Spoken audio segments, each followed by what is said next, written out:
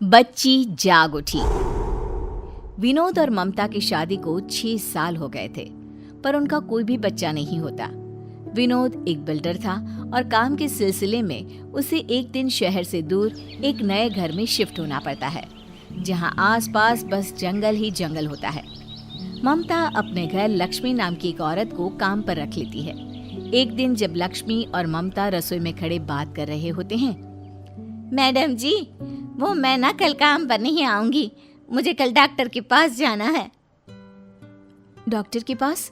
सब ठीक तो है ना? वो मैडम जी, मैं क्या बताऊं, मेरे पहले ही 4 बच्चे हैं और अब मैं फिर से माँ बनने वाली हूँ। हम गरीब लोग कैसे इसको पालेंगे, इसलिए अब हम और कोई बच्चा नहीं चाहते। अरे कैसी बात कर रही हो लक्ष्मी, अगर तुम्हें ये बच्चा नहीं चाहिए तो ये बच्चा तुम मुझे दे देना। ये सब तो मजाक की बात है मैडम जी। अरे मजाक नहीं कर रही हूँ मैं लक्ष्मी, मैं सच कह रही हूँ। आप मेरे बच्चे की परवरिश करोगे, इससे अच्छी क्या बात होगी मैडम जी। देखते देखते वक्त गुजर जाता है और एक रात लक्ष्मी एक बेटी को जन्म देती है। लक्ष्मी सुबह होते ही अपनी प्यारी सी बेटी ममता को देने आ जाती है। लीजिए मैडम जी, अब आज से ना ये आपकी बेटी है। मैं अब घर से काम पर नहीं आऊंगी क्योंकि कुछ महीनों के लिए अपनी माँ के पास गांव जा रही हूँ। ममता ये खुशखबरी विनोद को देने के लिए उसके पास बच्ची को लेकर जाती है। ये देखो विनोद, हमारी बेटी लक्ष्मी को बेटी हुई है और वो आज अपनी बेटी हमें देकर अपने गांव चली गई। बेटी? लक्ष्मी को बेटी हुई है? पर मुझे तो बेटा चाहिए था। इसको तो मैं जान से मार दूंगा। चलो इसे मुझे दो। नहीं विनोद, ऐसी बातें मत करो। विनोद को उस बच्ची पर जरा भी तरस नहीं आता और वो गला दबाकर उसे मार डालता है। उसके बाद वो उसे घर के पीछे एक गड्ढा खोदकर उसमें दफना देता है। कुछ दिन बीत जाते हैं, पर फिर एक रात घर के पीछे एक कुत्ता बुरी तरह से भौंकने लगता है। अब क्या इस कुत्ते की माँ मर गई है जो ऐसे रो रो कर शोर मचा रहा है? उसे तो मैं चुप नहीं करा सकती, पर तुम क्यों कुत्ते से भी ज्यादा शोर मचा रहे हो?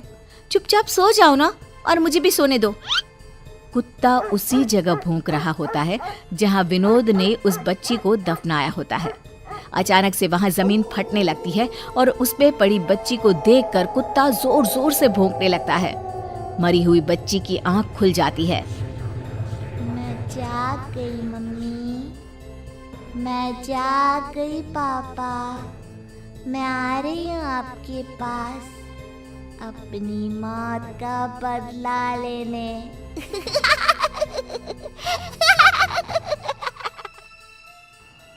अगली रात ममता पानी पीने के लिए रसोई में जाती है और उसे वहां एक दूध की बोतल दिखाई देती है। बोतल के पास एक डरावनी बच्ची खड़ी हुई दिखाई देती है जो और किसी को नहीं देखती। दूध की बोतल? पर हमारे घर में तो कोई बच्चा नहीं है। तभी ममता को एक छोटे से बच्चे की रोने की आवाज आने लगती है।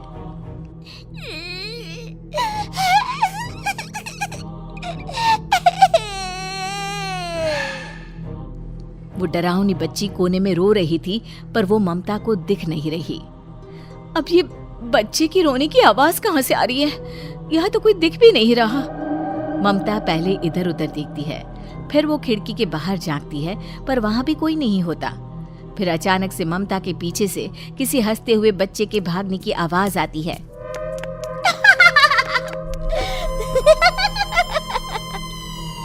ममता पीछे मुड़कर देखती है, पर उसे कुछ नहीं दिखता, बस बच्चे की हंसने की आवाज आती है।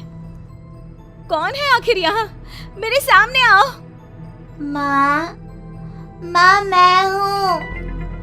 मैं और माँ? कौन है? यहाँ सामने आओ। ममता बहुत डर जाती है और भागते हुए अपने कमरे में जाकर कंबल ओढ़कर सो जाती है।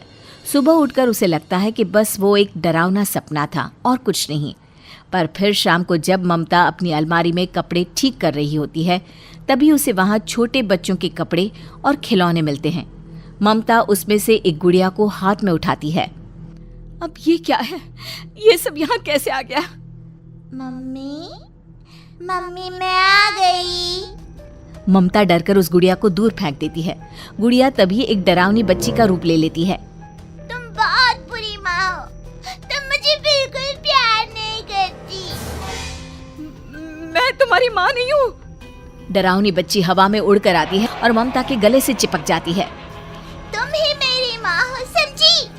मार डालूंगी तुमको अगर दोबारा ऐसा बोला तो। छोड़ दो मुझे, मैं मर जाऊंगी, छोड़ दो मुझे। जा रही हूँ माँ, पर मैं घर में वापस जरूर आऊंगी। वो डरावनी बच्ची हवा से उड़ती हुई खिड़की के बाहर निकल जाती है और गायब हो जाती है। हे भगवान, ये सब क्या था? ये क्या हो रहा है? ममता सारी बात विनोद को बताती है, पर विनोद उस पर यकीन नहीं करता। ममता के दिमाग में हर वक्त वही सब चलता रहता है। फिर अगले दिन जब विनोद बगीचे में घूम रहा होता है तो उसे वो जगह खुदी हुई मिलती है जहां उसने उस बच्ची को दफनाया था। अरे, ये जगह किसने खोद दी? कहीं किसी को मेरा सच तो पता नहीं चल गया?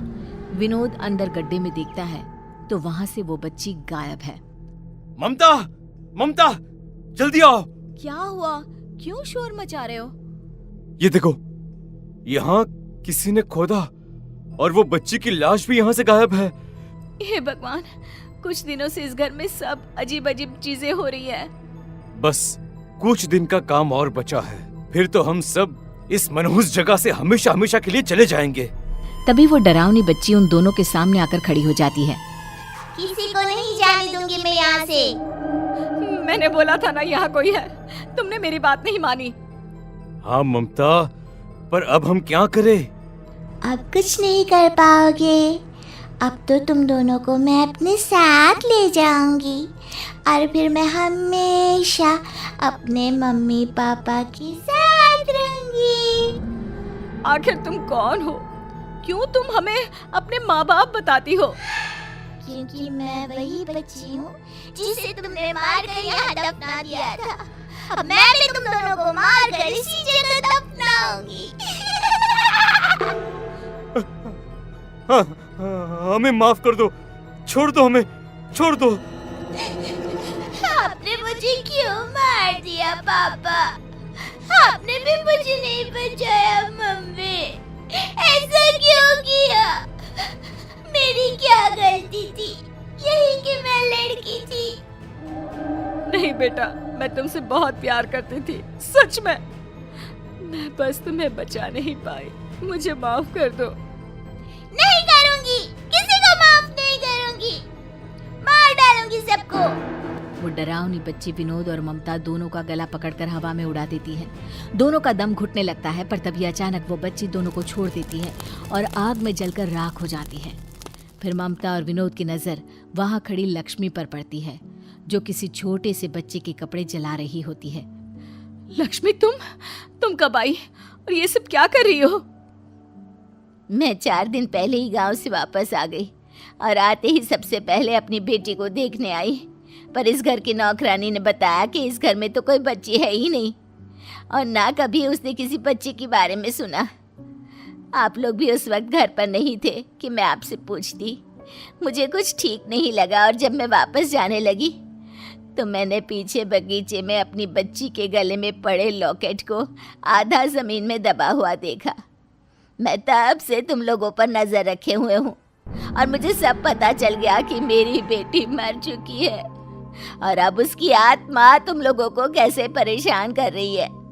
मैं उसके बाद अपनी बेटी की आत्मा की शांति के लिए पंडित जी के पास गई और उन्होंने मुझे बताया कि जो कपड़े मेरी बेटी ने सबसे पहले पहने थे, अगर मैं उन्हें जला दूंगी तो उसे मुक्ति मिल जाएगी।